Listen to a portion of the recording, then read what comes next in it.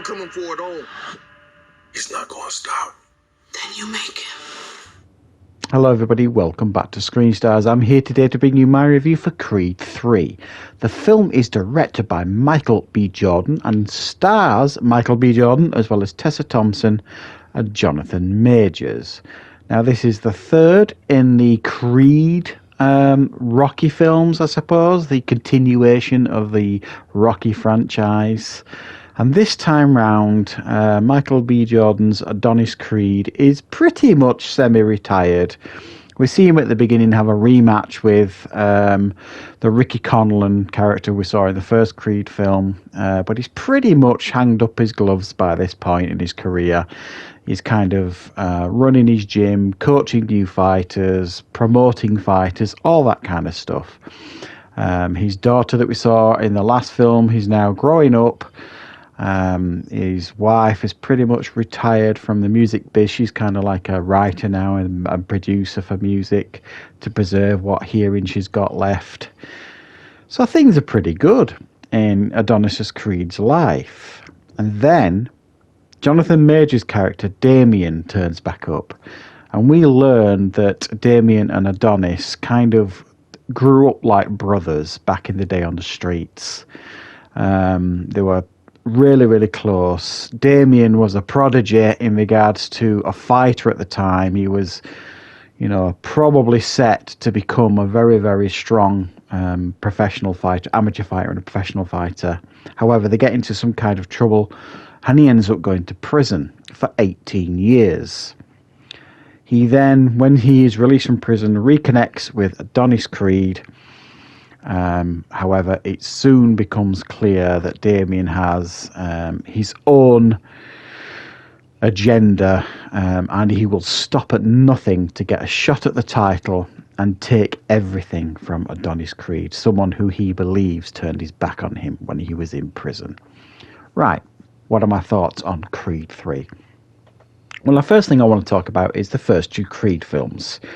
And I've mentioned this when I have reviewed. So I can't remember if I reviewed the first Creed on this channel, but I've certainly reviewed Creed 2. And I'm sure I said in that review that none of us really who were fans of the Rocky franchise expected the Creed films to be any good when they were first kind of thrown out there into the ether. It was a bit like, really? Are you really going to do that? And then we were all really pleasantly surprised by the first Creed film. It was excellent, brilliant film, and a worthy addition to the Rocky franchise. And then we all was a little bit like, you doing a Creed 2? Really? And you're bringing back Drago? Is that going to work? And it just so did. I probably enjoyed Creed 2 better than Creed 1. But as many people thought at the time, can they really go anywhere else with this franchise now? Well, they certainly have. Michael B. Jordan has taken the reins this time round, and he has taken the Creed franchise in a slightly different direction, but it is still sticking to its roots. This still feels, in a lot of ways, very firmly in, the Rocky franchise. The big elephant in the room is there's no Stallone this time round, and that initially felt quite uncomfortable to me, having a film in the Rocky franchise with no Stallone or Rocky Balboa in any way, shape or form.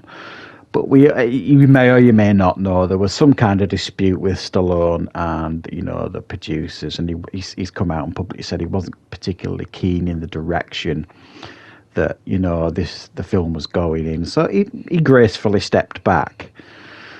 Do I think the film misses him? Yes, I do. If I'm honest, I do think it misses him a little bit. There's a couple of moments in this film where you just felt like in previous Creed films he would have looked for the counsel of Rocky. He would have asked his advice or whatever, and he doesn't have that. And you could argue, this is a much more personal film for Adonis, so he's got to kind of find the answers within himself. I'll make that argument. But I think it probably would have helped this film just if there was some kind of phone call, even if there's no Stallone on the other end of it. Him almost having a pretend phone call with Stallone's Balboa, almost. But there's not even a mention of him, really, in this film. And I do think it's a little bit of a gap.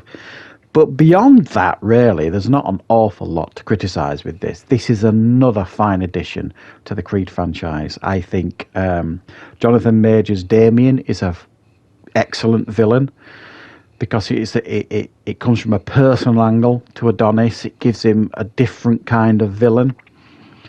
Do I think he was as threatening as certainly Drago in the second one? No.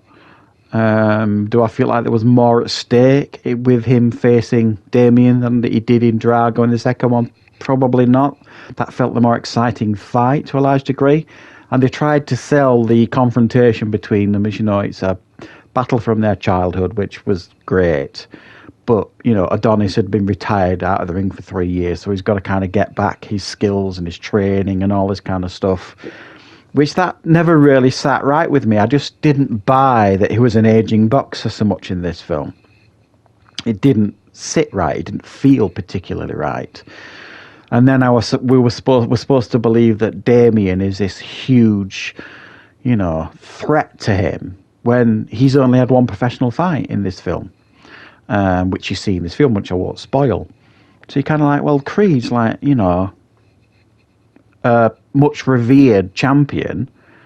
Yeah, he's been out of the ring for a couple of years, but I still wouldn't put him as an underdog against Damien to a large degree, even if Damien was the better boxer when they were kids, if that makes sense. So I think the film could have slightly built up the threat of Damien a little bit more, maybe done something slightly differently. But I'll be really honest, I'm nitpicking.